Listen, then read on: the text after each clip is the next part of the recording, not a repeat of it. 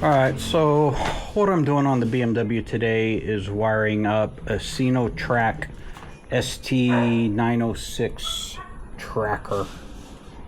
So I think I got it. I don't know if the lights are going to show. So it's got a red light for power.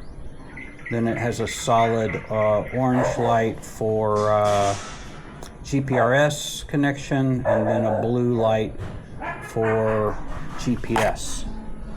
So we should be good now.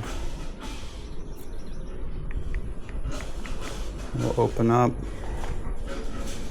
Okay, so I got the mobile app and we are online and tracking.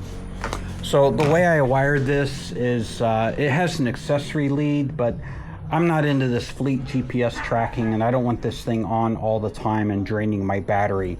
So what I did is I took the red lead and ran it to accessory. This is my rat's nest of wiring here from installing motorcycle riding systems over and over again, and lights, and it's a mess. Pretend you don't see that.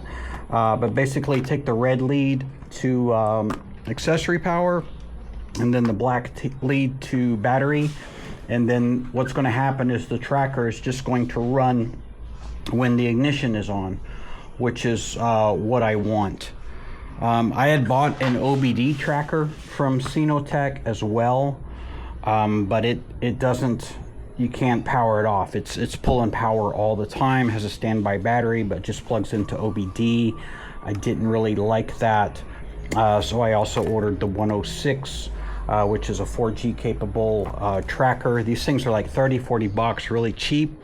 So I'm going to test it on the Sinotrack system first, and then I'm going to see if I can get commands sent to it to get it working with the TrackCar server for Motor Tracker.